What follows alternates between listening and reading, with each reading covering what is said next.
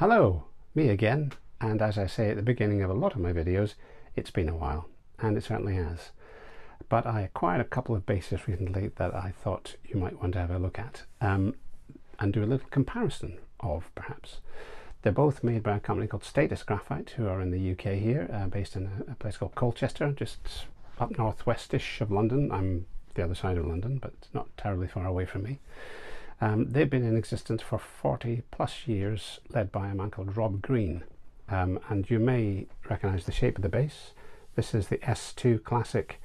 They were best known perhaps in the 80s for their headless bases, incorporating carbon graphite necks. Sometimes the bodies were also carbon graphite fully moulded instruments too. They made quite a wide range, and over the years had some pretty high profile endorsees such as Mark King of Level 42, and more recently Alex V-Man Ventranella, hope I got his name right, of Slipknot, and Chris Wolstenholme of Muse also have signature instruments that were made by Status.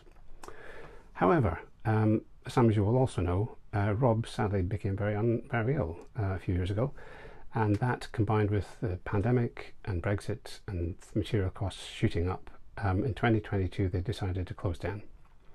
So these instruments, as you see here, are no longer made. However, Rob thankfully is now much better, and rather than retire, he decided he wasn't quite ready for that, so he reopened towards the end of last year and started making only 3 instruments. One, a new Series 23 bass, which is similar in a very similar shape to this one. I'll show you that in a minute. And it continued with 2 signature instruments, the Alex Ventranella bass and Chris Wolstenholme signature. Now the difference is that Rob no longer works with carbon graphite. So all the basses he produces now are wood bodies, rock maple necks with graphite reinforcement rods and phenolic fingerboards, Richlite fingerboards. But they still feature the Status pickups and circuitry. So I was quite taken with the new model, so I took the plunge and ordered one. So I've got a brand new one sitting here so you can look at, and we'll also compare the way that they sound. The way they play is very similar. The neck profiles and the body shape are very similar. The circuitry differs between the two because I chose to have what they call Trimax pickups with call tap switches and an extended preamp called the Parametrix, which has 4-band EQ, whereas the standard, this is the 302, it only has 3-band. However, let's go over quickly the controls. You've got pickup pan, master volume, and 3-band treble, middle, bass, EQ with a center detent.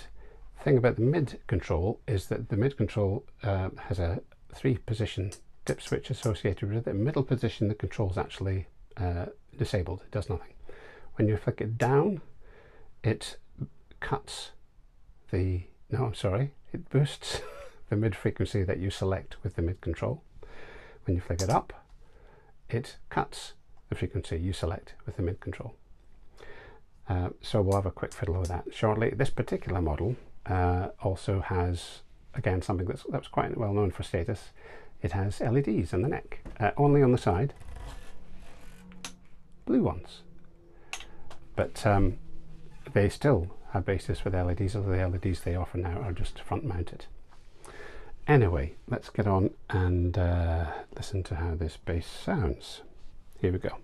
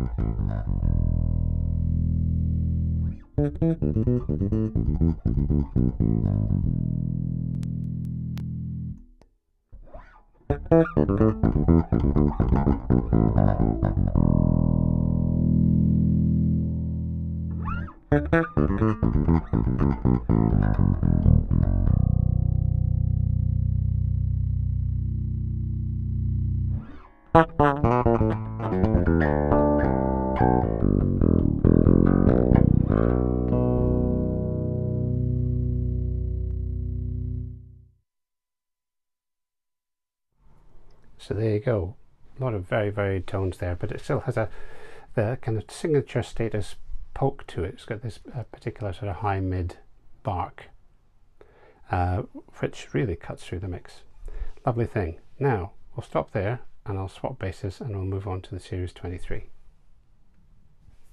And here we go. This is the status S23 or Series 23 bass. You'll notice the body shape's very similar. This is a headless model. But as I mentioned in the first video, the neck is rock maple with carbon graphite reinforcement rods in the neck and a rich light phenolic fingerboard with rather nice rollover markers on the edge there. And there's a lot of similarities. The neck and this one, because it's a satin finish, feels slightly different, but the dimensions are almost exactly the same. And in this particular case, the pickups, although they're in the same cases as the S2, these are Trimax and they have separate coils within them which I can control using these coil tap switches. And the preamp is also what they call a parametrics version. So the controls are again pickup, pan and master volume, very similar to the S2. You've got treble and bass cut and boost on these two knobs here, but then you have high and low mid frequency control, where again you have a cut and boost control and a frequency selection for each of the two mid frequencies. So a lot of variety there. Plus with the dip switches here, you can control the coil taps on each pickup individually. So you've got 3 positions on each switch, presumably series parallel single coil, or I think it's actually the 2 coils individually and then together. I should look this up. But there's a huge variety of tones you can get depending on which selections you make. So we'll have a quick look at the back of this. Again, bolt-on control cavity, 18-volt circuit, so 2 battery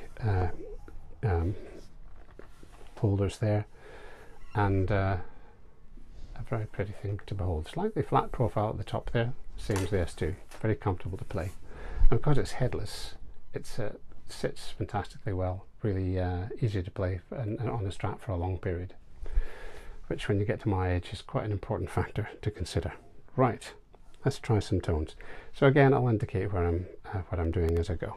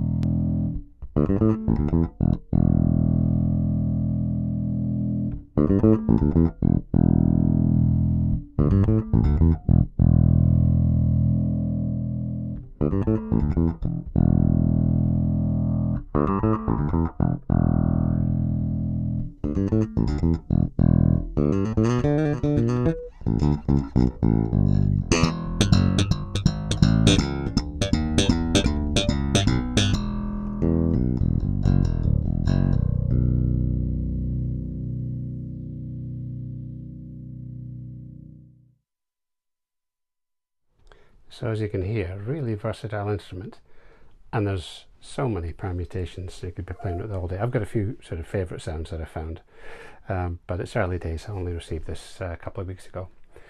But in my opinion, although it has a different character to the graphite necked instruments, it is even more versatile, partly due to the pickups and the circuitry obviously, but being a wood neck, it has a certain resonance that the graphite doesn't, or it's a different resonance. The graphite neck's very stiff obviously. This has a bit more kind of vibration to it, I think, and certainly the B string is extraordinary. The piano-like clarity, even acoustically through the mic, you'll probably hear. And when it's amplified, again, very, very crisp and clear. And having played Lakeland extended range basses, and I've got a couple of Dingwalls as well, this is really, in my opinion, up there with it for a B string and a 5 string, especially headless. That isn't always the case. When you add a 5th string to a bass, sometimes it can feel like a sort of just an add-on, also like an afterthought on a 4 string, and it doesn't perform the same. But this really does. It's really fully integrated with the rest of the instrument. The other thing is that at the moment, because production's only restarted comparatively recently, if you fancied one of these, from placing the order to receiving it was only 6 weeks, and that was to my specs as well, with the satin black finish, which wasn't standard. They've got a number of chameleon finishes on the website, which weren't my thing really, very, very pretty, but not my thing. But Rob said you can do it in satin black, so there you go. I'll probably be doing another little video of another status I have, which is a streamline, later on. But please leave any comments below, and thanks for watching.